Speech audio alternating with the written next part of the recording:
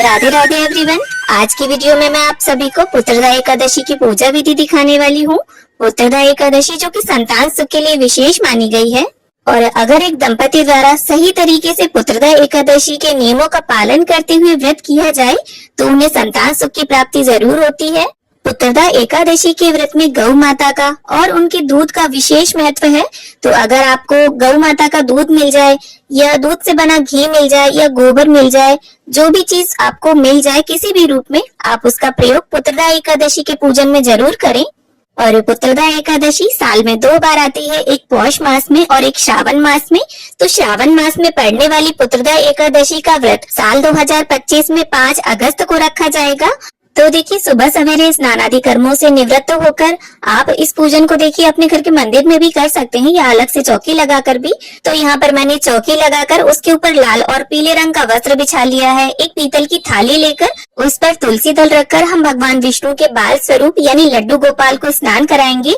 और लड्डू गोपाल को स्नान कराने का एक नियम होता है जिसमें सबसे पहले उनके चरणों में जल डालिए आप, फिर हाथों में, फिर इसके बाद छाती और कंधे पर, इसके बाद सिर पर जल डालकर उन्हें अच्छे प्रकार से स्नान कराइए। तो देखिए, वैसे तो लड्डू गोपाल की उपस्थिति हर सनातनी के घर में होती है, लेकिन अगर आप पुत्र की कामना से पुत्रदा एकादशी का व्रत करना चाहते हैं और आपके घर पर लड्डू गोपाल नहीं है तो इस पुत्रदा एकादशी पर आप लड्डू गोपाल को अपने घर पर जरूर लेकर आएं। अब जल से स्नान कराने के बाद यहाँ गाय का कच्चा दूध है मेरे पास, तो मैं उससे स्नान करा लूंगी। अगर आपके पास गाय का कच्चा दूध ना हो तो आप पंचामृत यानी दूध, दही, घी, शहद, शक्कर, इन 5 चीजों से भी लड्डू गोपाल को स्नान करा सकते हैं। और पंचामृत में आप गंगा जल भी जरूर से मिक्स कर ले। इसके बाद वापस से हम लड्डू गोपाल को शुद्धोदक स्नान करा लेंगे।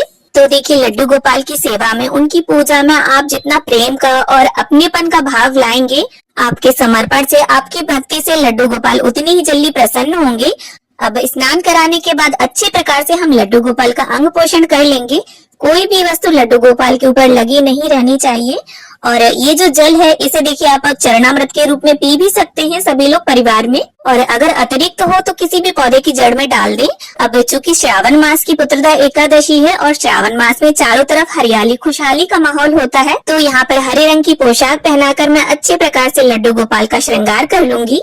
तो यहाँ पर देखिए, चौकी के ऊपर मैंने लाल और पीले रंग का वस्त्र बिछाया है। आप चाहे तो सिर्फ पीले रंग का वस्त्र भी बिछा सकते हैं। इसके बाद तिलों का आसन देते हुए लक्ष्मी नारायण जी का चित्र है मेरे पास, तो मैं उन्हें विराजमान कर लूंगी। देखिए, पुत्रदा एकादशी पर लक्ष्मी जी का पूजन भी आपको नारायण जी के साथ जरूर करना है। और अगर एक साथ दोनों का चित्र ना हो तो आप अलग अलग भी दोनों को विराजमान कर सकते हैं। अब चूंकि देखिए, विशेष मनोरथ की पूर्ति के लिए पुत्रदा एकादशी का व्रत किया जाता है, तो इसमें आप चाहे तो कलश स्थापना कर सकते हैं। तो थोड़े से तिलों का आसन देना है। इसके बाद हमें एक लोटा लेना है, या तो पीतल का या तांबे का, और लोटे के अंदर गंगा जल, सिक्का, सुपारी, हल्दी की गांठ, थोड़े तिल डाल दें आप, और 5 पल्लव लगा दें यानी 5 आम के पत्ते या अशोक के पत्ते लगाकर एक पात्र के ऊपर थोड़े तिल डालकर आप इस प्रकार से कलश को रख दें। और एक कलश के कंठ पर आपको मोली धागा भी बांधना है। अब देखिए, जो स्वास्तिक होता है उसे गणपति जी का ही प्रतिरूप माना जाता है, तो मैं यहाँ पर कलश के ऊपर स्वास्तिक बना लूंगी रोली से। आप चाहे तो अलग से भी गणपति जी की स्थापना कर सकते हैं। अब इसके साथ ही एक देसी घी का दीपक प्रज्वलित करके कलश के ऊपर रखकर हम दीप कलश की स्थापना करेंगे। यहाँ पर मैं दीप कलश स्थापित कर रही हूँ। आप चाहें तो दीपक की जगह पर श्रीफल रखकर श्री कलश भी स्थापित कर सकते हैं। अब यहाँ पर देखिए, हमारे लड्डू गोपाल, हमारे ठाकुर जी तैयार हो गए हैं और कितने सुंदर लग रहे हैं।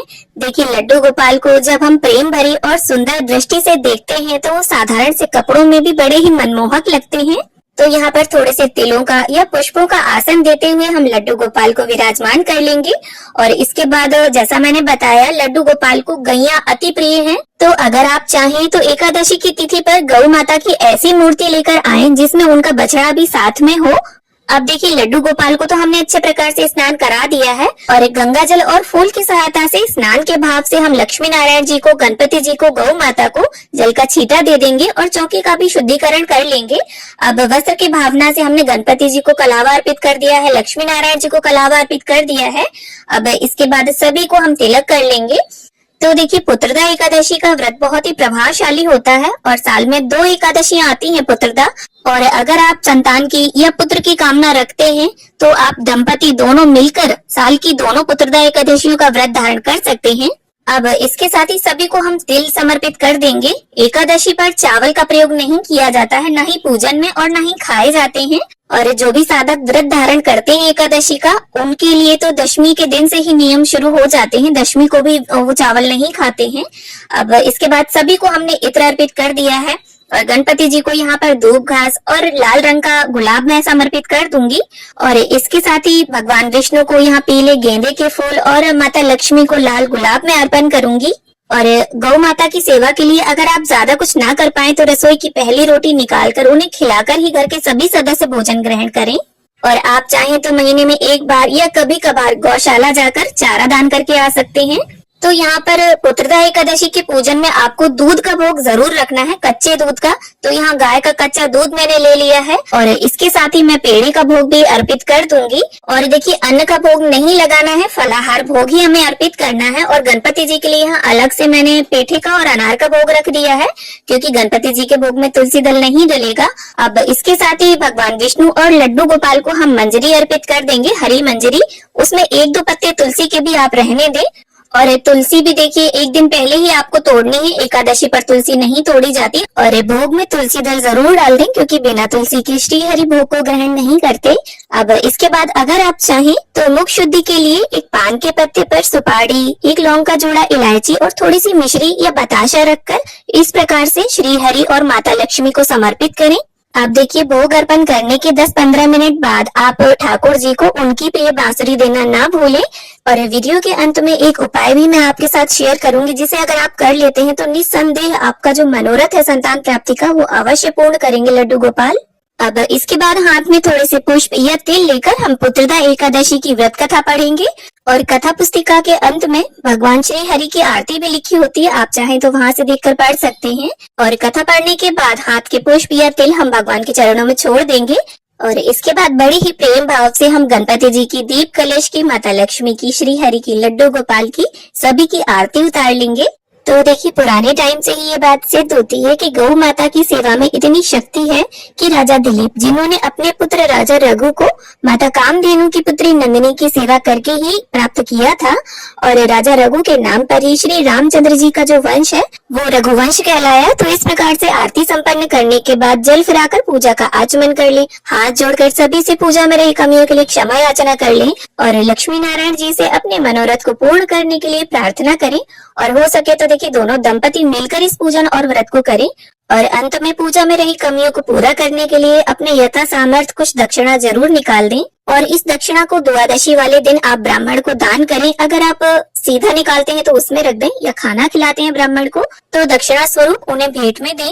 अब ये जो उपाय मैं संतान प्राप्ति का बताने जा रही हूँ, ये एकदम अचूक है, किसी भी मनोरथ के लिए इसे किया जा सकता है। आपको करना क्या है, एक नई बांस की बांसुरी खरीदे आप, और बांसुरी बजनी चाहिए, खाली देखने की आर्टिफिशियल बांसुरी ना हो। और किसी भी देखिए कृष्ण भगवान के मंदिर में आप जाइए और कृष्ण भगवान के सामने इसे उन्हें समर्पित करके आइए।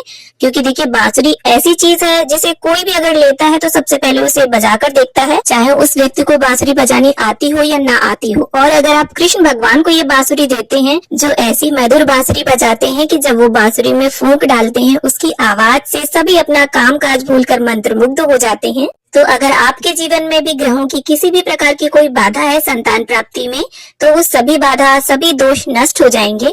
तो उम्मीद करती हूँ पुत्रदा एकादशी की ये पूजा विधि आप सभी को पसंद आई, जानकारी अच्छी लगी हो, आप सभी को उपाय अच्छा लगा हो और उपाय से आप सभी को लाभ हो। वीडियो में दी गई जानकारी अगर थोड़ी भी पसंद आई हो तो वीडियो को लाइक करें और उन सभी के साथ शेयर करें जिन्हें इस तरह की जानकारी की जरूरत है। तो मिलती हूँ आप सभी से एक नए वीडियो में, तब तक के लिए हरे कृष्णा, राधे राधे।